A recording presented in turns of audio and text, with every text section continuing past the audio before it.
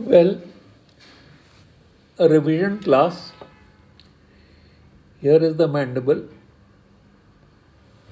genu, from which the genioglossus will arise. So this is the genu. Genu means knee, means curve. This is the body of the mandible, and this is the ramus, on which is attached the temporalis muscle coming from the temporal fossa. Coming from the temporal fossa under this zygomatic arch.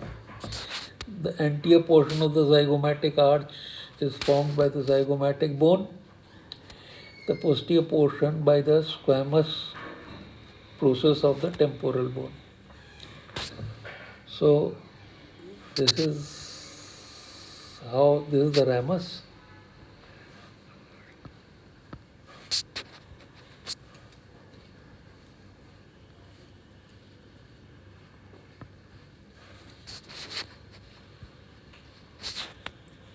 And this ramus has a temporal process and a head and neck of the mandible, which is articulating with the socket for the head of the mandible. So this is the temporomandibular joint. Now, what you see here is that there is a inferior alveolar process and a line which goes down right up to the genu. Now, this inferior alveolar process passes the inferior alveolar nerve. The muscle which is attached to the outside is the masseter, coming from here and attached like this. And from the inside, coming from the lateral pterygoid plate, from the medial side of the lateral pterygoid plate, the medial pterygoid.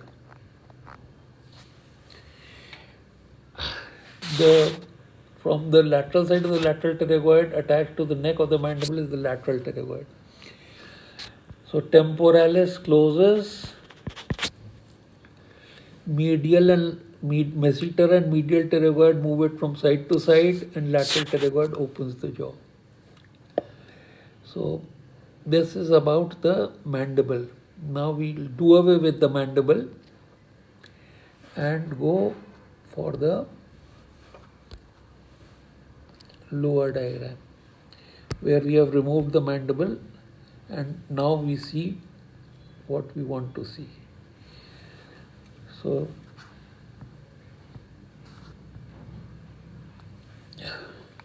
here we see the nose. Let us make this so that you can see. This is the nose. This is the antenasal spine here. Then you see the alveolus of the maxilla along with the teeth. So this is the alveolus of the maxilla, the upper jaw, and here is a suture.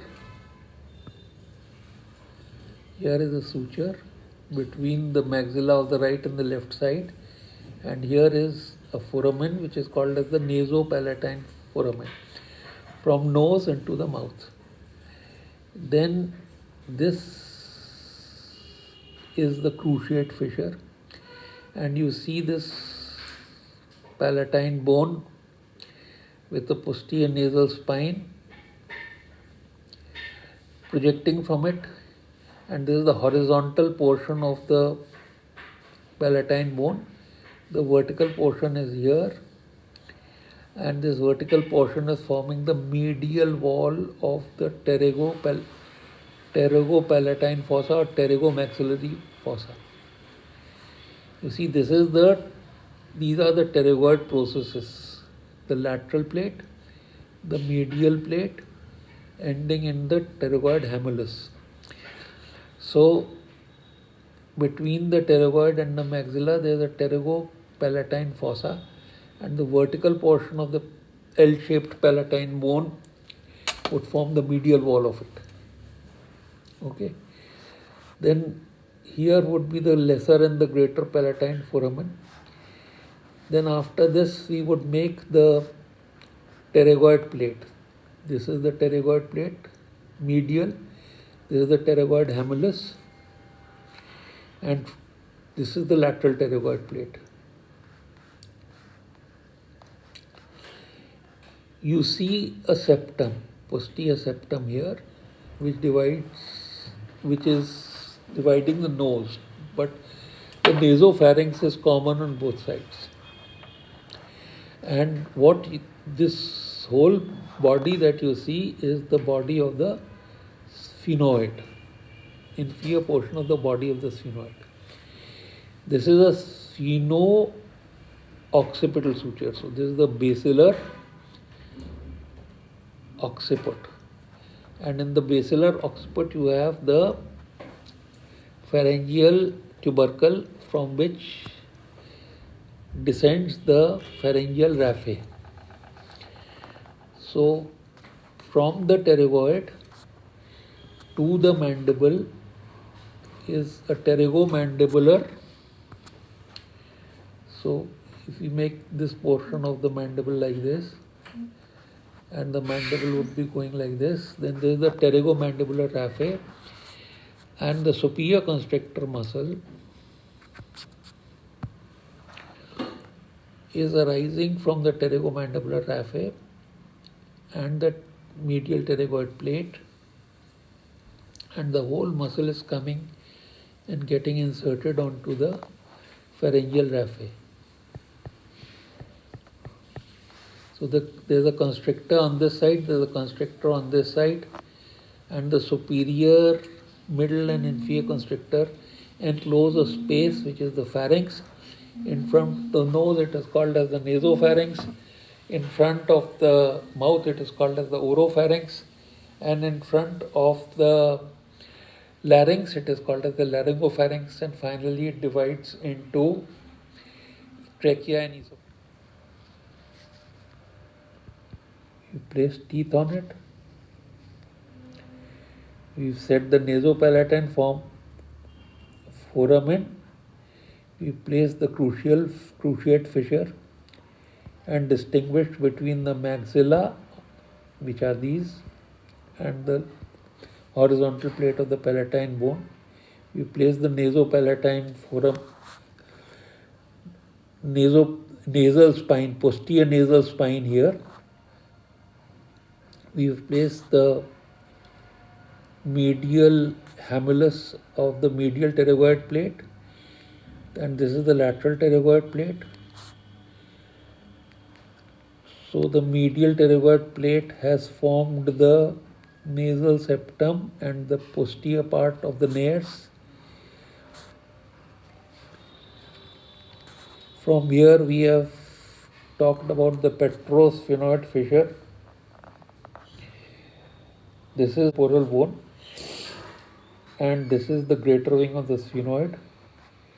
So from the lateral and medial pterygoid plate base, you have this petrosphenoid fissure, which has the eustachian tube, and this petrous temporal bone itself contains, where the internal carotid artery enters here, passes like this, and then enters the middle cranial fossa from the foramen lacerum.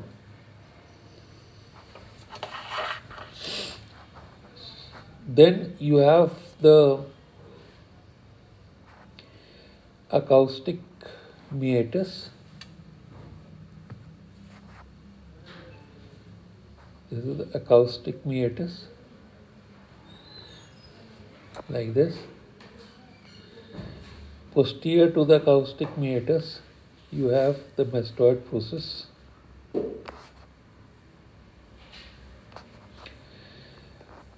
And just behind, between the two, you have the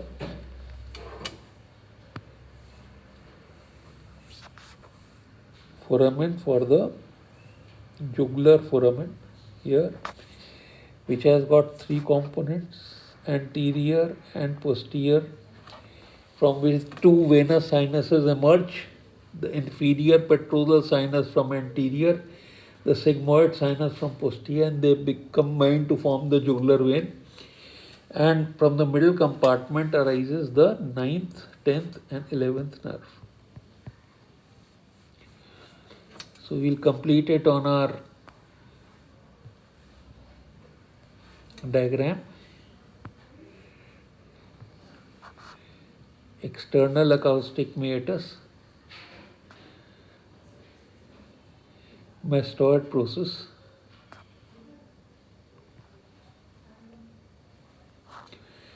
styloid process, stylomastoid foramen. In front of the external acoustic meatus, you can see the temporomandibular socket for the temporomandibular joint head of the femur. So here we'll make this socket, and the way to make this socket is that you get this zygomatic arch and expand it like this.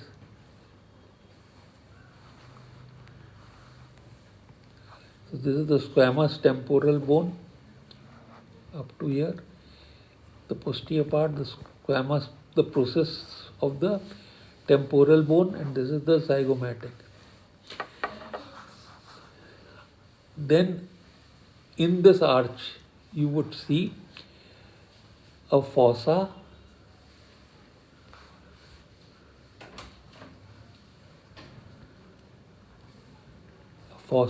a surface which has a vertical and a horizontal component. The vertical component is the temporalis, this one, and the horizontal is the infratemporal component of the greater wing of sphenoid. The third surface of the greater wing of sphenoid forms the lateral wall of the orbit as it combines with the zygomatic. We've already told you that.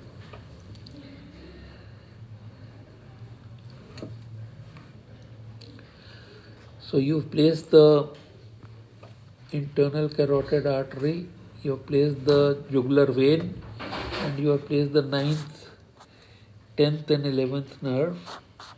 So foramen lacerum, internal carotid canal, petrous temporal bone, petrosphenoid fissure in which lies the eustachian tube, and then you have the jugular foramen, three components, inferior petrosal sinus, sigmoid sinus, 9th, 10th, 11th nerve. Then you have the occipital condyle and the foramen magnum. And from here you see that there is a crest, there is a crest, there is a crest, there is an inferior nuchal line, there is the inferior nuchal line, there is a superior nuchal line going up to the mastoid, and there is a highest nuchal line. From the highest nuchal line would arise the occipitofrontalis. From the superior nuchal line on the medial side would be the trapezius. On the lateral side, along with the mastoid, would be the sternocleidomastoid. You can see that the mastoid fibers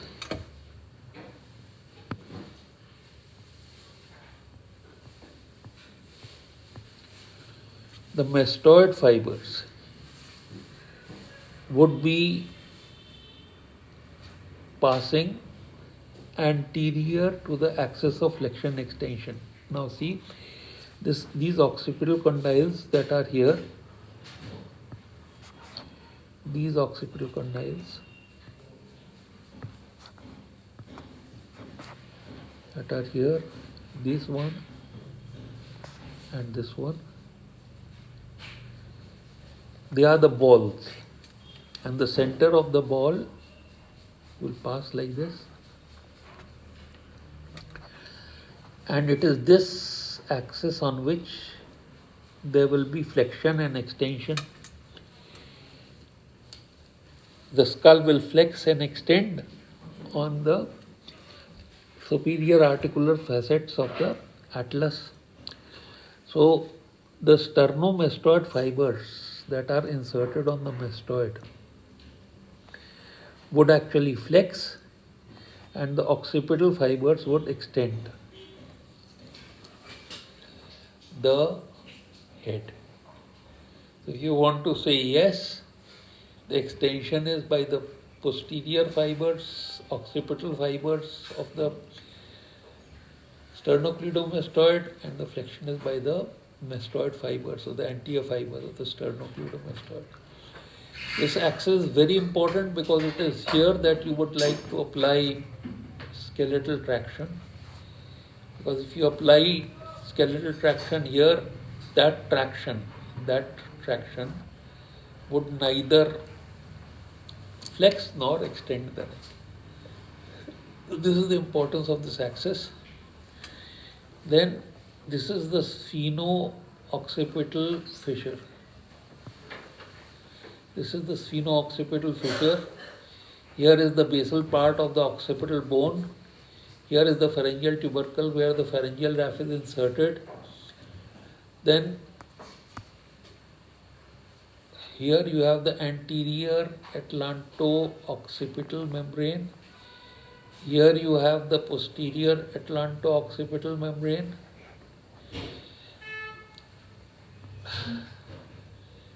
Here you have the rectus capitis anterior muscle. Here you have the rectus capitis posterior minor and major muscle. And here you have the superior oblique muscle. And from this suboccipital triangle, here is the superior oblique, here is the rectus capitis major, rectus capitis minor, and they are covered by three muscles: the semispinalis capitis, the splenius capitis, and the longissimus capitis. And then from the superior nuchal line, on this side you will have the sternomastoid, and on this side the trapezius. The trapezius.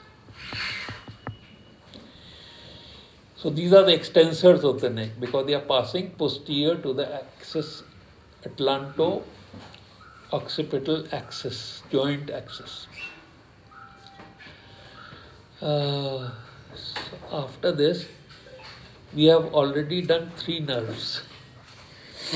So we place this jugular vein.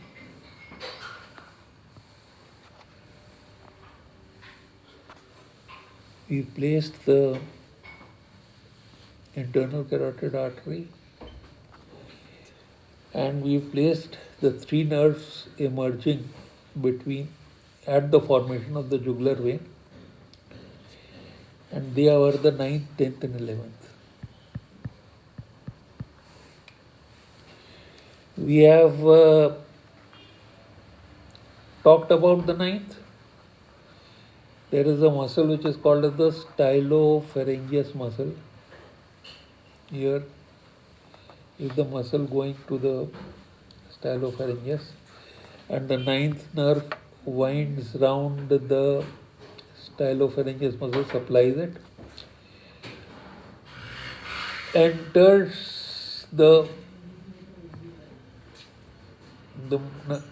nerve enters pierces the buccinator, which is now the buccinator is arising from the pterygoid plate and forming the lateral wall of the cheek. So this passes the buccinator and supplies the posterior third of the tongue. It ends in the tongue. Here is the tongue. So this is the glossopharyngeal nerve, the ninth, and now we'll talk about the 10th. The 10th nerve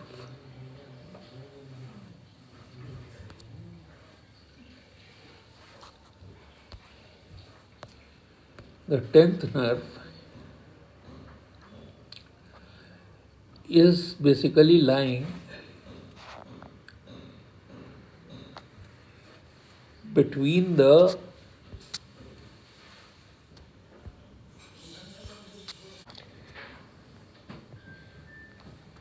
and the jugular vein.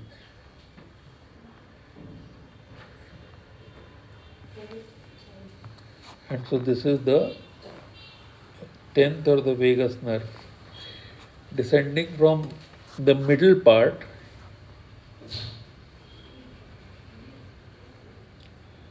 of the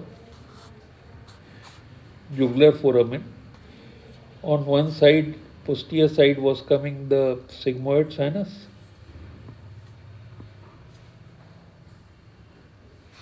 Anterior side was coming the inferior petrosal sinus, and they were forming the jugular vein. And this 9th, 10th, and 11th would descend from here. So this is the 10th nerve.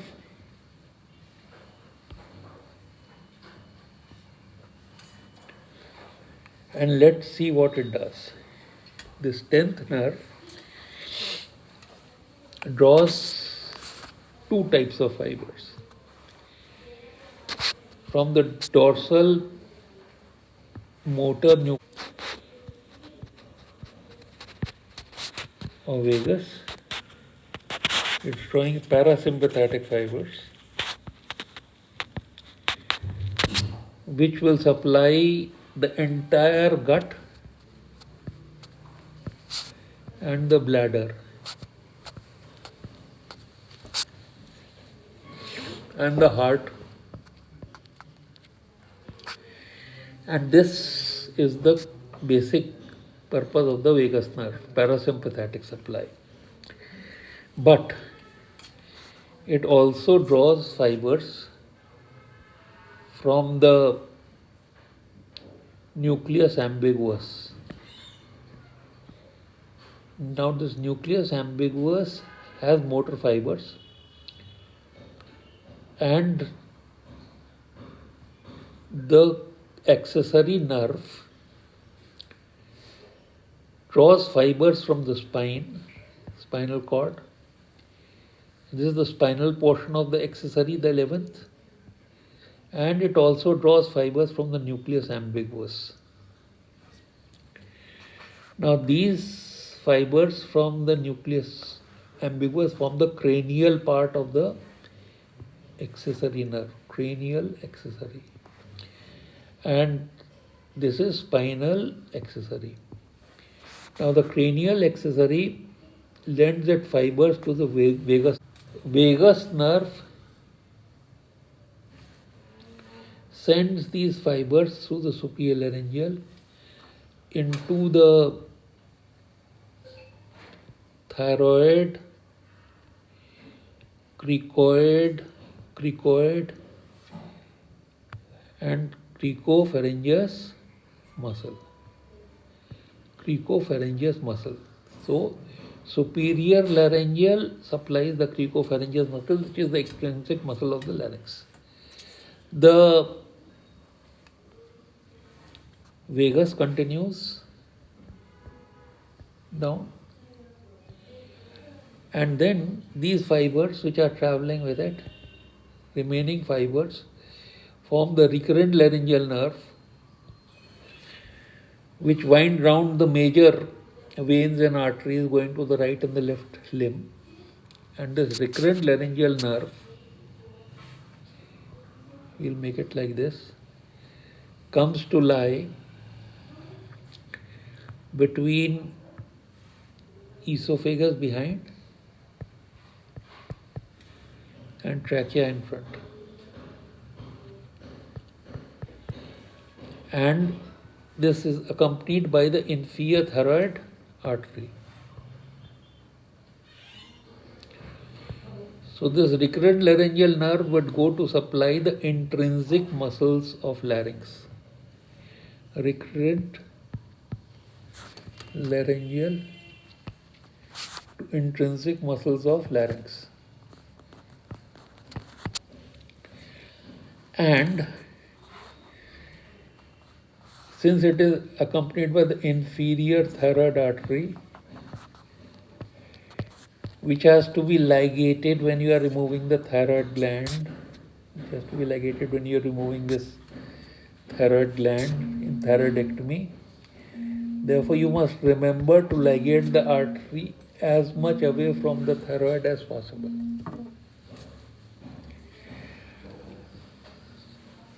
So this about the recurrent laryngeal nerve and the vagus.